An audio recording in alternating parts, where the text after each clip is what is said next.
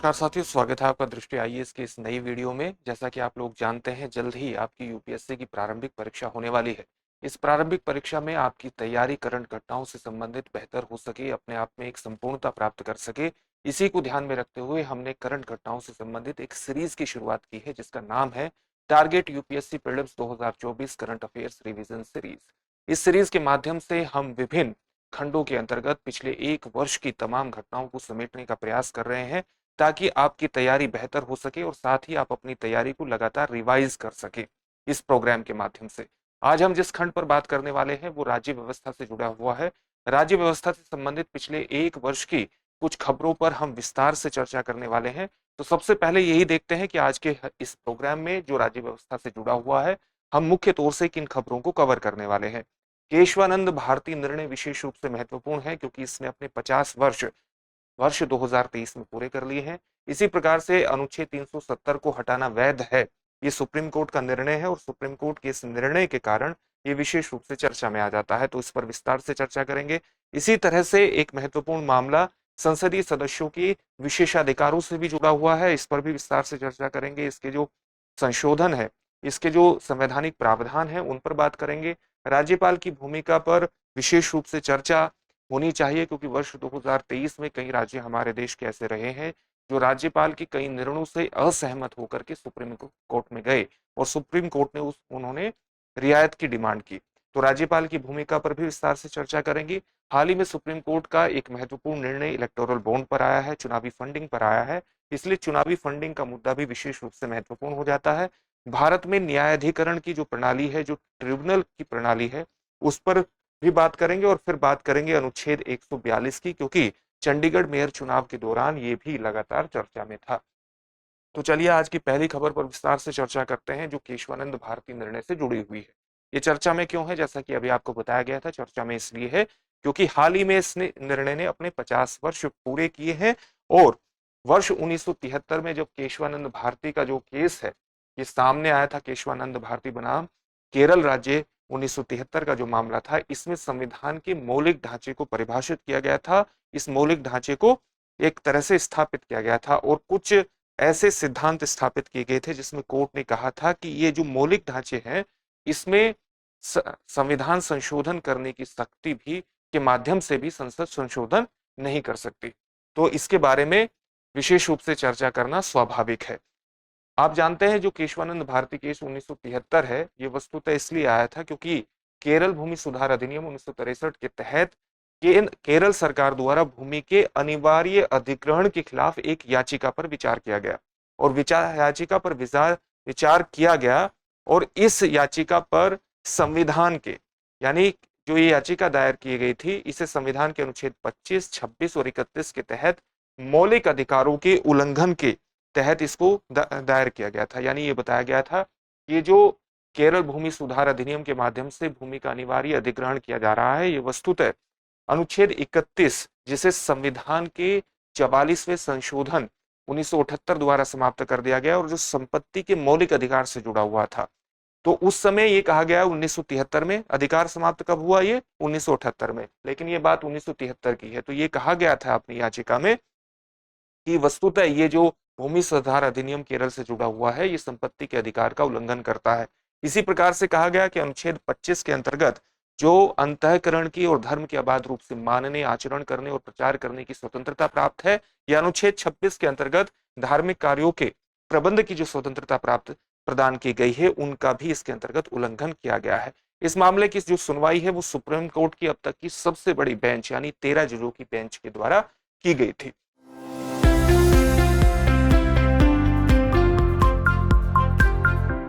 तो इस दृष्टिकोण से भी महत्वपूर्ण है। इसका जो मुख्य परिणाम आया इस सारी चीजों का निकल करके, वो ये आया कि गोलकनाथ मामले में सुप्रीम कोर्ट ने अपना फैसला पलट दिया। सुप्रीम कोर्ट ने गोलकनाथ के मामले में, गोलकनाथ बनाम पंजाब राज्य 1967 के मामले में ये कहा था कि जो हमारी संसद है उसे वो संशोधन करने की शक्ति संविधान के अंतर्गत अनुच्छेद 368 के माध्यम से उसे दी गई है, लेकिन वो संविधान के मौलिक अधिकारों में संशोधन नहीं कर सकती। और इस निर्णय को पलटने के लिए सरकार 24वां संविधान संशोधन अधिनियम लेकर के आई 1971 में, और जिसमें कहा गया कि संसद किसी भी मौलिक अधिकार को कम करने या छीनने का अधिकार रखती है। इस संशोधन के माध्यम से, यानी इस निर्णय के माध्यम से, जो कि 1973 में केशवानंद भारती का निर्णय है, इसके माध्यम से कहा कि संसद को संविधान के किसी भी अनुच्छेद में संशोधन करने का अधिकार है, लेकिन वो संविधान के मूल ढांचे में संशोधन नहीं करती। यानी उसने मूल ढांचे की अवधारणा को सामने रखा और अपने अलग अलग निर्णय में संविधान की कुछ बुनियादी विशेषताओं को परिभाषित किया और कहा कि ये संसद की संविधान संशोधन करने की शक्ति के दायरे से बाहर है। जैसे अलग अलग निर्णयों में उसने ये कहा कि जो संविधान की प्रस्तावना है, ये अपना आप में संविधान के मौलिक ढांचे को परिभाषित करती है। इसी प्रकार के से जो कानून का शासन है, वो भी संविधान के मौलिक ढांचे के अंतर्गत आता है। इसी तरह से अगर हम संघवाद की बात करते हैं, जहां पर राज्यों और केंद्र के बीच अलग अलग शक्तियों का निर्धारण किया गया है, 2 स्तरों पर सरकारें आती हैं, और इसी तरह से जो न्यायालय की न्यायिक पुनर्विलोकन की शक्ति है, वो भी संविधान के मौलिक ढांचे के अंतर्गत परिभाषित की गई। तो एक विस्तृत परिभाषा अलग अलग निर्णयों के माध्यम से हमारे सामने आती है संविधान के मौलिक ढांचे की। तो जो केशवानंद भारती का मामला है, उसने सीधे तौर से कहा कि अनुच्छेद 368 के तहत संसद की जो संवैधानिक शक्ति है, वो उसे संविधान के मूल ढांचे को बदलने में सक्षम नहीं बनाती। और इसी तरह से उसने, जैसा कि अभी आपको बताया, प्रस्तावना, कानून का शासन, संघवाद की अवधारणा और न्यायिक पुनर्विलोकन को, इन सारी चीजों को, यानी न्यायिक समीक्षा की जो शक्ति है न्यायालय की, उसको मूल संरचना का यानी मूल ढांचे का एक महत्वपूर्ण अंग माना, उसका हिस्सा माना और कहा कि संसद इस मूल ढांचे में संशोधन नहीं कर सकती। और इसी कारण से पूरा निर्णय विशेष रूप से चर्चा में था। मूल ढांचे के सिद्धांत से संबंधित कुछ महत्वपूर्ण मामले हमारे संविधान में, हमारे न्यायालय की हिस्ट्री के अंतर्गत कई मामलों में महत्वपूर्ण रहे हैं। वे मामले कौन से हैं? 1951 का एक मामला है जिसको हम शंकरी प्रसाद निर्णय के माध्यम से जानते हैं। इसमें क्या कहा? इसमें न्यायपालिका ने माना कि संसद की जो संविधान संशोधन करने की शक्ति है, वो अप्रतिबंधित है।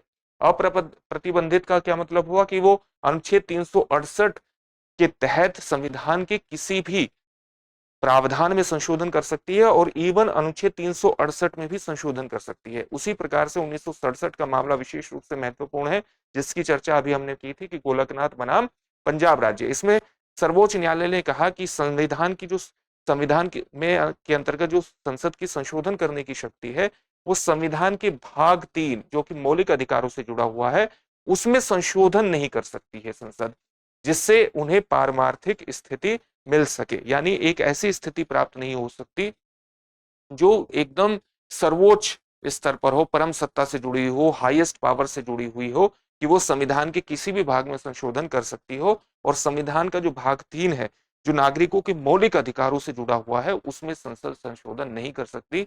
संविधान संशोधन के माध्यम से भी ये गोलकनाथ के मामले में कहा गया। जैसा कि अभी आपको बताया गया कि इसको पलटने के लिए 24वां संविधान संशोधन 1971 लाया गया। उसके बाद केशवानंद भारती बनाम केरल राज्य का जो मामला है, इसने ऐतिहासिक फैसले में कहा कि संविधान संशोधन करने की जो संसद की शक्ति है, वो संविधान के अलग अलग प्रावधानों के अंतर्गत है और अलग अलग प्रावधानों में वो संशोधन कर सकती है, लेकिन संविधान की कुछ बुनियादी विशेषताएं हैं जिसको उसने मूल ढांचे के रूप में परिभाषित किया, और संसद उस मूल ढांचे के अंतर्गत परिवर्तन नहीं कर सकती। ये केशवानंद भारती के केरल बनाम केरल राज्य के मामले में कहा। इसी प्रकार से एक निर्णय विशेष रूप से महत्वपूर्ण है 1975 का, जो इंदिरा गांधी बनाम राजनारायण मामले से जुड़ा हुआ है। 1975 का मामला है। सुप्रीम कोर्ट ने 39वें संविधान संशोधन के उस प्रावधान को इसके अंतर्गत अमान्य कर दिया। यानी हमारे देश की जो सरकार है, वो 39वां संविधान संशोधन 1975 लेकर के आई थी, जिसमें उसने राष्ट्रपति, उपराष्ट्रपति, प्रधानमंत्री और लोकसभा अध्यक्ष से जुड़े चुनावी विवादों को न्यायिक समीक्षा से बाहर कर दिया था। तो इसी से जुड़ा हुआ मामला है इंदिरा गांधी बनाम राजनारायण का मामला 1975 का। और इसने ये कहा कि संसद की जो संशोधन शक्ति है, उससे इसे पारे माना। यानी जो न्यायिक समीक्षा की शक्ति है, वो पहले से ही इसमें निर्धारित कर दिया गया कि जो न्यायिक समीक्षा की शक्ति है कोर्ट की, ये हमारे संविधान के मूल ढांचे का हिस्सा है और इसमें संसद संशोधन नहीं कर सकती, क्योंकि इससे संविधान की मूल संरचना प्रभावित हो सकती है। तो ये निर्णय भी विशेष रूप से महत्वपूर्ण है।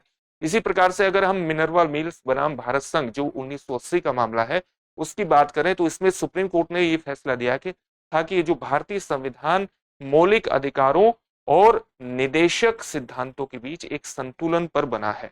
यानी हमारे देश का जो भाग 3 है और भाग 4 है, भाग 3 मौलिक अधिकारों से संबंधित है, भाग 4 राज्य के नीति निदेशक तत्वों से संबंधित है।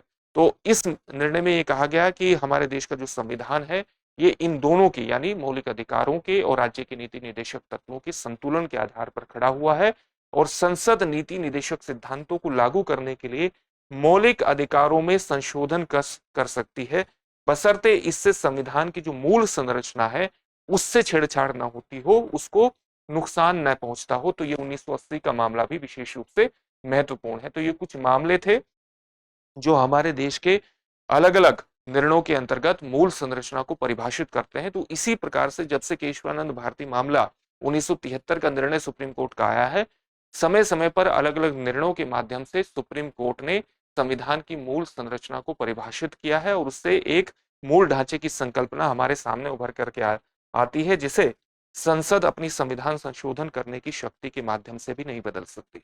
एक और मुद्दा विशेष रूप से चर्चा रहा अनुच्छेद 370 को।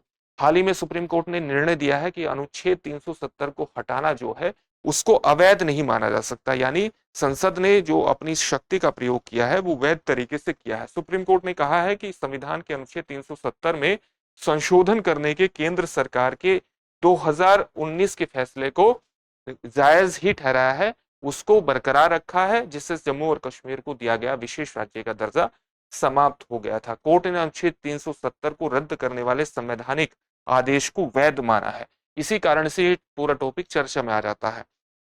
अब हम निर्णय को थोड़ा सा जान लेते हैं। अगस्त 2019 की राष्ट्रपति की घोषणाओं को बरकरार रखा गया है सुप्रीम कोर्ट के निर्णय ने, और सुप्रीम कोर्ट ने कहा है कि वर्ष 1947 में जब जम्मू एंड कश्मीर का भारत में विलय हुआ था इंस्ट्रूमेंट ऑफ एक्सेशन के माध्यम से, विलय पत्र के माध्यम से, उस समय उसी वक्त जम्मू कश्मीर ने संप्रभुता का तत्व खो दिया था, यानी संप्रभुता जो सोवरेनिटी का तत्व है उस तत्व को बरकरार नहीं रखा था, जैसे ही उसका इंस्ट्रूमेंट ऑफ एक्सेशन के माध्यम से 1947 में भारत में विलय हुआ।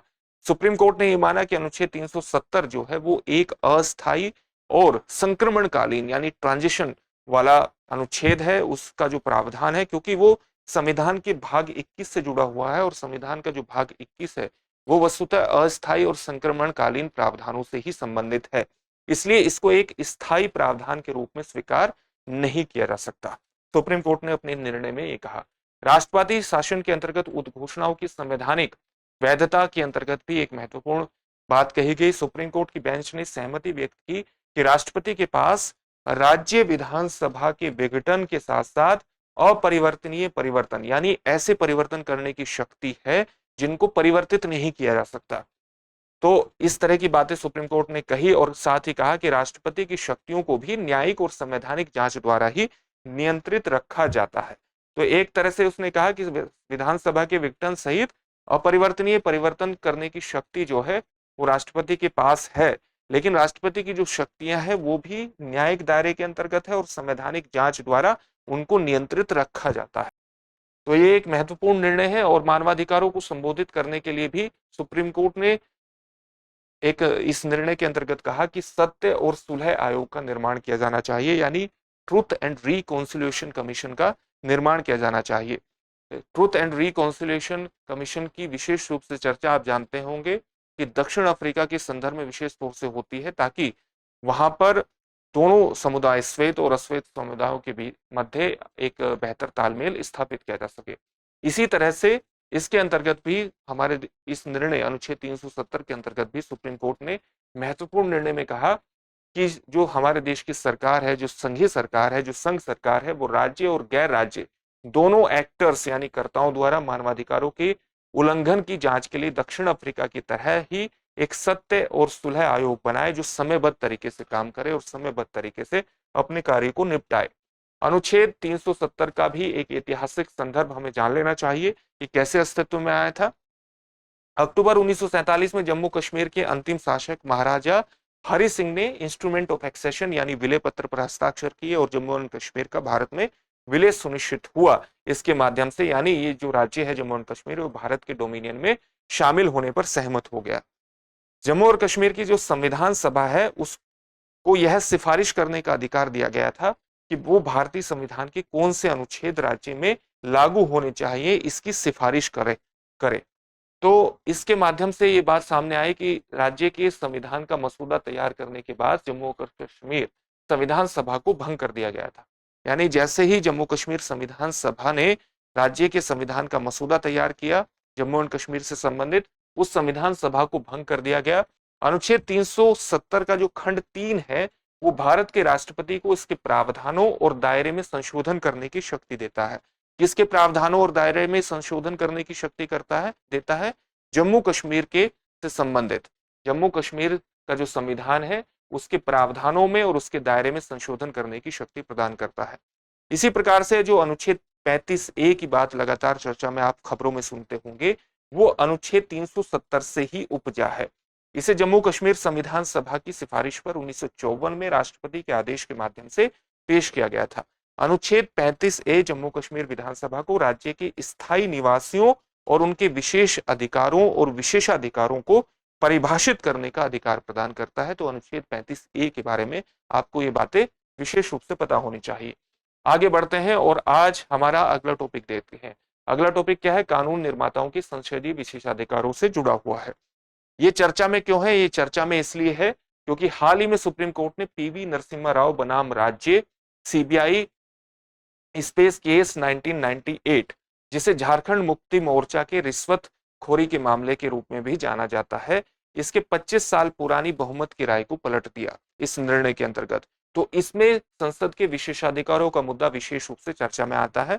सुप्रीम कोर्ट ने कहा है कि जो रिश्वतखोरी है वो संसदीय विशेषाधिकारों द्वारा संरक्षित नहीं हो सकती।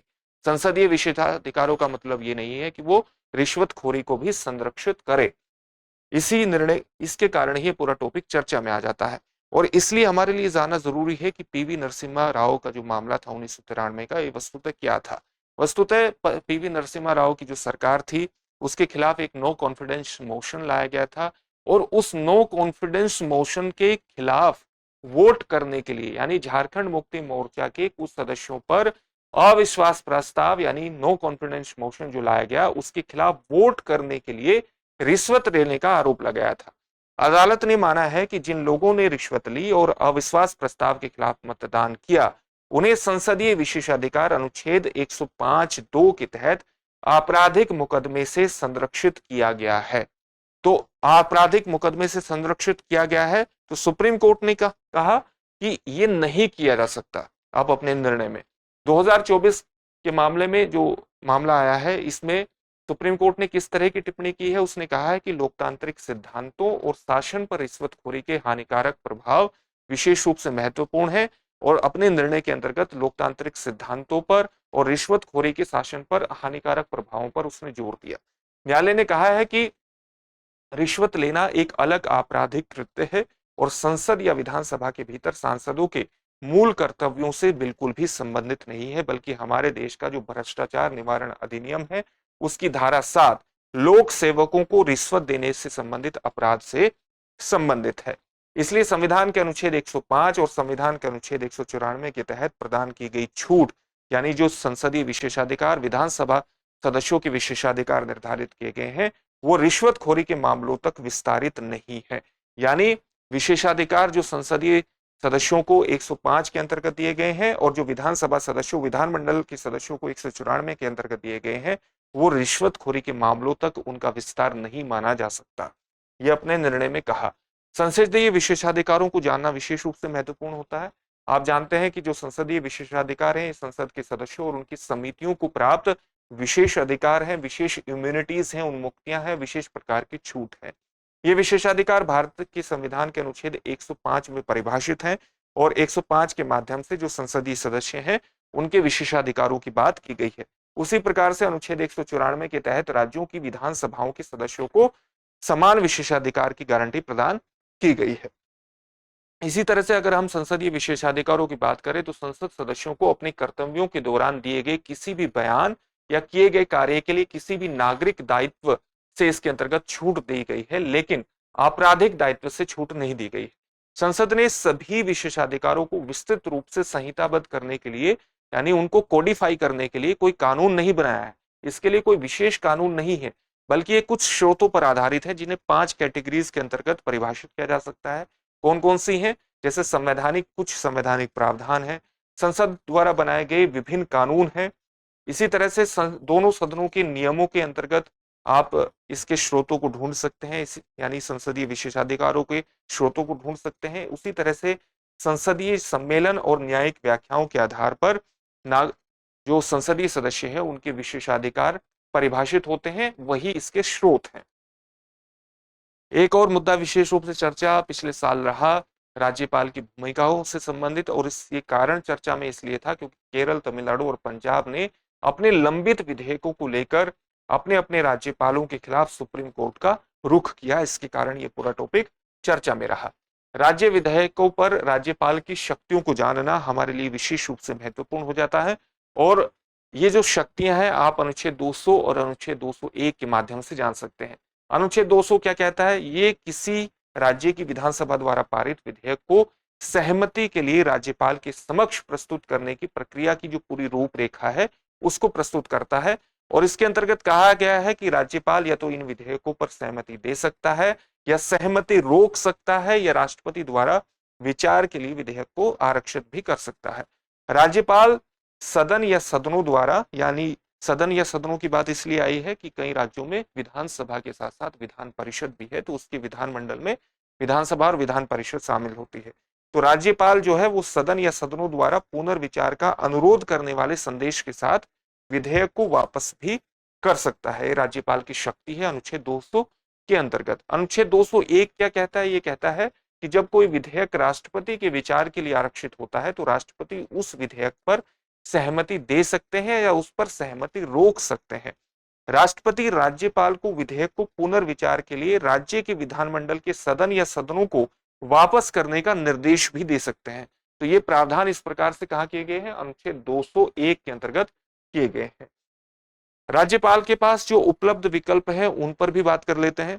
उपलब्ध विकल्प क्या है? जैसा कि अभी आपको बताया, 200 संविधान के अनुच्छेद 200 के अंतर्गत राज्यपाल सहमति दे सकता है किसी विधेयक पर, या विधेयक के कुछ प्रावधानों या विधेयक पर पुनर्विचार करने का अनुरोध करते हुए इसे विधानसभा को वापस भी कर सकता है। वह विधेयक को राष्ट्रपति के विचारार्थ आरक्षित रख सकता है। आरक्षण अनिवार्य है। आरक्षण कुछ मामलों में अनिवार्य है, विशेष तौर से ऐसे मामलों में अनिवार्य है जहां जो पारित विधेयक है वो राज्य उच्च न्यायालय की स्थिति को खतरे में डालता हो, तो ऐसे मामले को निश्चित रूप से राज्यपाल ऐसे विधेयक को आरक्षित ही करेगा राष्ट्रपति के लिए। एक अन्य विकल्प सहमति को रोकना भी है, लेकिन यह आमतौर पर किसी राज्यपाल द्वारा नहीं निभाया जाता क्योंकि अपने आप में एक बहुत ही अलोकप्रिय प्रणाली को अभिव्यक्त करता है, अलोकप्रिय कार्रवाई को अभिव्यक्त करता है। कुछ बिल ऐसे हैं जहां पर राज्यपाल आरक्षित करता है विधेयक को, या जो भी पारित विधेयक है उसके पास आता है तो राष्ट्रपति के विचार के लिए आरक्षित करता है, क्योंकि उसको लगता है कि इस पर राष्ट्रपति का विचार विशेष रूप से महत्वपूर्ण हो जाता है। में कौन से मामले हैं?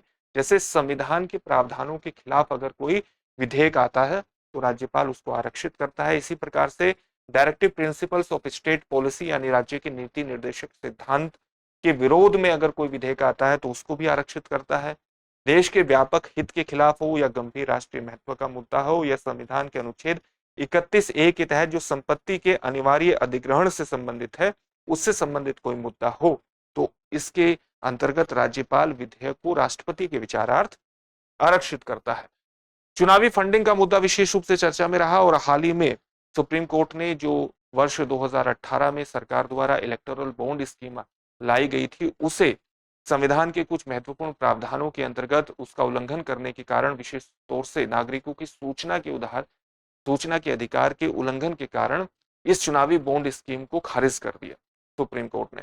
तो इसको असंवैधानिक घोषित कर दिया इस चुनावी बॉन्ड स्कीम को। इसी के कारण ये पूरा से चर्चा में है, और इस निर्णय का भारत में राजनीतिक जो वित्त पोषण है, यानी जो पॉलिटिकल फंडिंग है, उस पर व्यापक प्रभाव हो सकता है।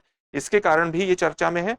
और सुप्रीम कोर्ट ने कहा कि जो इलेक्टोरल बॉन्ड स्कीम है इस संविधान के अनुच्छेद 19(1)(a) के तहत प्रदत्त सूचना के मौलिक अधिकार का उल्लंघन करती है, और इसी के लिए इसको खारिज किया गया है।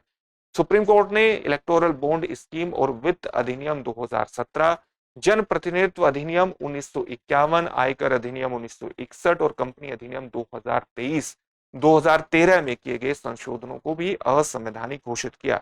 यानी जब सरकार इलेक्टोरल बॉन्ड स्कीम लेकर के आई थी तो वो वित्त अधिनियम 2017 के माध्यम से लेकर के आई थी और उसने कई संशोधनों को बल प्रदान किया था जो जन प्रतिनिधित्व अधिनियम 1951 में किए गए थे, आयकर अधिनियम 1961 में किए गए थे और उसी प्रकार से कंपनी अधिनियम 2013 में भी किए गए थे। तो जो संशोधन इलेक्टोरल बॉन्ड स्कीम को लागू करने के लिए किए गए थे उनको भी असंवैधानिक घोषित कर दिया गया है।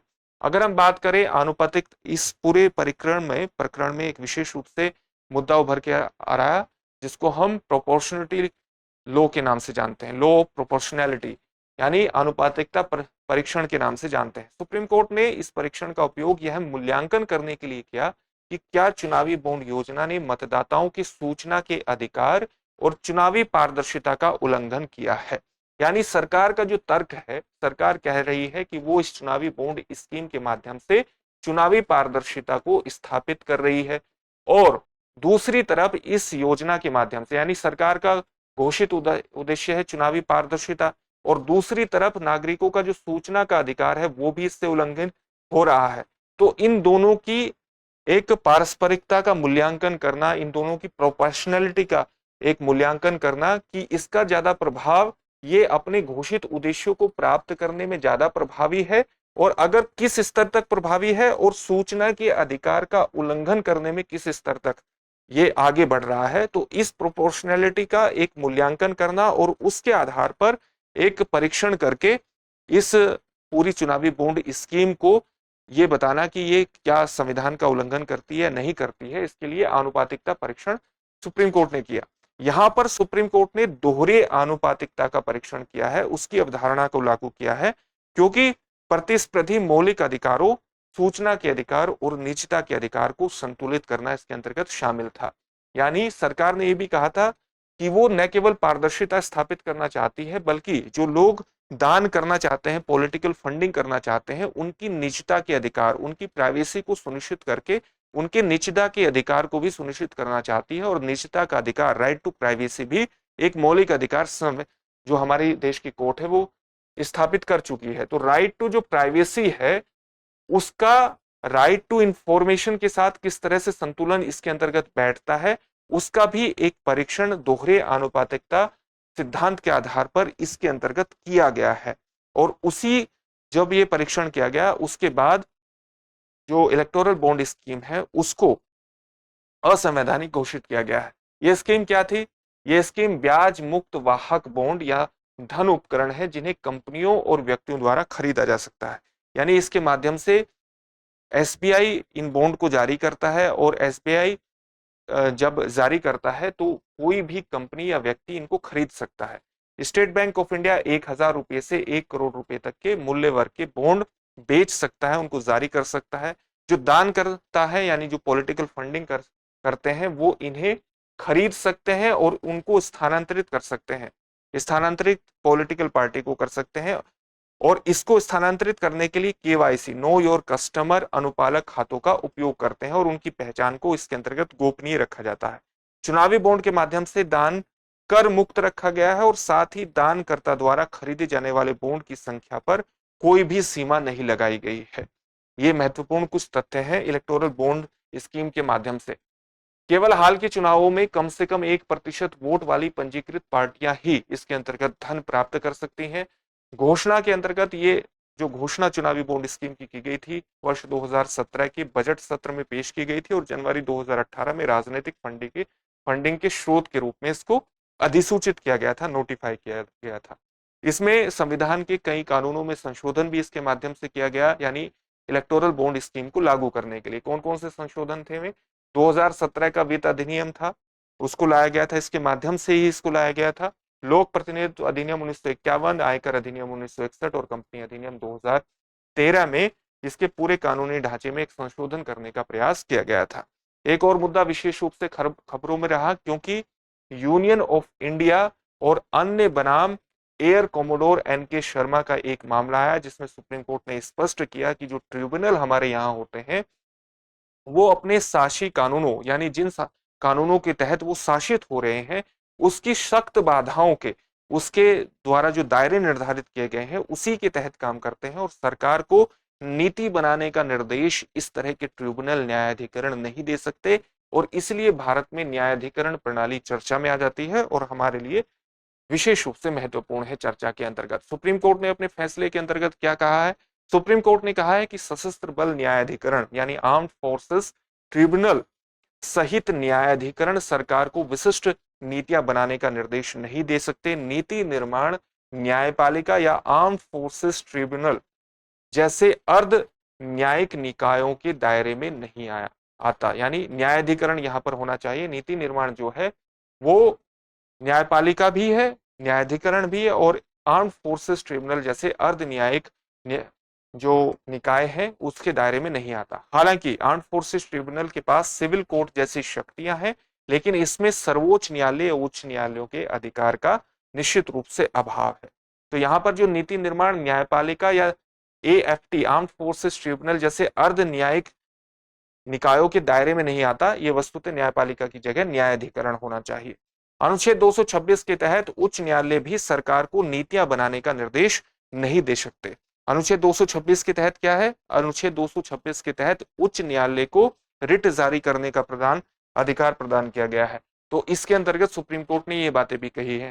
साथ ही सुप्रीम कोर्ट का कहना है कि नागरिकों के अधिकारों और स्वतंत्रता का उल्लंघन किया जाता है तो उच्च न्यायालय किसी सरकारी इकाई के खिलाफ कार्रवाई शुरू कर सकते हैं और अनुच्छेद 226 के तहत आदेश और रिट जारी कर सकते हैं, लेकिन सरकार को कानून बनाने का निर्देश नहीं दे सकते। रक्षा कर्मियों की जो सेवा है और जो उनका नियमितीकरण है यानी रेगुलराइजेशन है, से संबंधित नीति निर्माण पूरी तरह से सरकार की जिम्मेदारी है। न्यायाधिकरणों को ट्रिब्यूनल्स को अपने शासी कानूनों के तहत ही काम करना होता है और उन्हें किसी नीति के निर्माण की आवश्यकता नहीं हो सकती, यानी नीति के निर्माण का निर्देश वो नहीं दे सकते। न्यायाधिकरणों के बारे में भी कुछ सामान्य तथ्यों को जानना, कुछ प्रमुख प्रावधानों को जानना महत्वपूर्ण है। और हाल ही में चाहे मुख्य परीक्षा हो चाहे यूपीएससी की प्रारंभिक परीक्षा हो, इस तरह के प्रश्न पूछे जाते रहे हैं।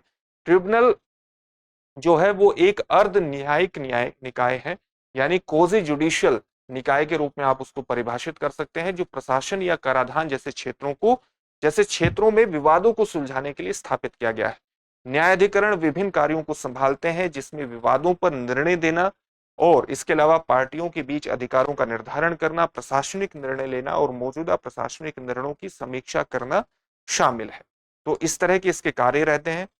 इसी प्रकार से अगर हम इसके संवैधानिक प्रावधानों पर बात करें तो 42वें संविधान संशोधन 1976 द्वारा भारतीय संविधान में न्यायाधिकरण जोड़े गए थे और इसके लिए अंतर्गत एक अनुच्छेद विशेष रूप से महत्वपूर्ण है, जिसको हम अनुच्छेद 323A के नाम से जानते हैं, जिसके माध्यम से प्रशासनिक न्यायाधिकरणों को स्थापित करने का एक प्रावधान किया गया। इसी प्रकार से ये तो प्रशासनिक न्यायाधिकरण से संबंधित बात अनुच्छेद 323A में हुई, और अन्य मामलों के लिए जो न्यायाधिकरण है वो अनुच्छेद 323B के तहत स्थापित होते हैं।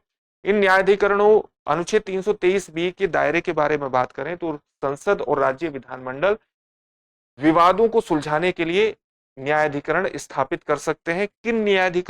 किन विवादों को सुलझाने के लिए न्यायाधिकरण स्थापित कर सकते हैं? जैसे कराधान से संबंधित अगर मामले हैं तो उसके लिए न्यायाधिकरण स्थापित किया जा सकता है। विदेशी मुद्रा आयात और निर्यात से संबंधित न्यायाधिकरणों को स्थापित किया जा सकता है। इसी प्रकार से औद्योगिक और श्रमिक से संबंधित मुद्दे, भूमि सुधार से संबंधित मुद्दे, शहरी संपत्तियों पर सीमा, संसद और राज्य विधानमंडलों के लिए चुनाव, खाद्य पदार्थ और किराया एवं किराएदारी अधिकार से संबंधित मुद्दों के समाधान के लिए भी जो हमारी केंद्र सरकार है और राज्य विधानमंडल है उनके द्वारा न्यायाधिकरणों की स्थापना की जा सकती है। अगर हम न्यायाधिकरणों की ट्रिब्यूनल की संरचना पर, उनके पूरी व्यवस्था पर बात करना चाहते हैं तो न्यायिक सदस्यों के साथ साथ इसमें विशेषज्ञ सदस्य यानी तकनीकी सदस्य भी शामिल होते हैं और ये न्यायाधिकरणों की एक प्रमुख विशेषता है। इनका क्षेत्राधिकार क्या होता है? इनके क्षेत्राधिकार प्रत्येक न्यायाधिकरण को विशेषज्ञता के निर्दिष्ट क्षेत्र के भीतर ही मामलों की सुनवाई और निर्णय लेने के लिए विशिष्ट क्षेत्राधिकार दिया गया है। कुछ ट्रिब्यूनल्स ऐसे हैं जिनके पास अपीलीय क्षेत्राधिकार भी है, जिसका अर्थ यह है कि वे निचले अधिकारियों या सरकारी निकायों द्वारा लिए गए निर्णयों की अपील भी सुन सकते हैं। इसी तरह से अगर हम विभिन्न प्रकार के न्यायाधिकरणों की बात करें तो जैसा कि अभी आपको बताया गया था, हमारे देश के संविधान के अनुच्छेद 323A में प्रशासनिक अधिकरण की बात की, न्यायाधिकरण की बात की गई है, ट्रिब्यूनल की बात की गई है। इसकी स्थापना प्रशासनिक न्यायाधिकरण अधिनियम 1985 के तहत स्थापित की गई थी इसको। इसी के तहत ये शासित होता है और संविधान के अनुच्छेद 323 ए से ये लिया गया है प्रशासनिक अधिकरण का जो कॉन्सेप्ट है। सार्वजनिक कर्मचारियों की भर्ती और सेवा शर्तों से संबंधित विवादों को संभालता है। और अगर हम इसके कुछ उदाहरणों को देखें तो केंद्रीय प्रशासनिक न्यायाधिकरण और राज्य विशिष्ट न्यायाधिकरण इसके महत्वपूर्ण उदाहरण है।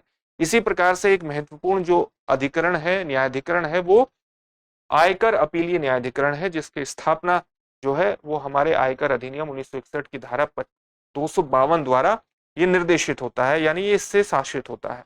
आयकर विवादों पर अपील सुनता है, न्यायिक और लेखाकार सदस्यों से मिलकर के ये बनता है। सशस्त्र बल न्यायाधिकरण यानी आर्म्ड फोर्सेस ट्रिब्यूनल की बात करें तो वर्ष 2007 के अधिनियम के तहत यह स्थापित है। सेना, नौसेना और वायुसेना में सेवा शर्तों से संबंधित विवादों को ये संभालता है।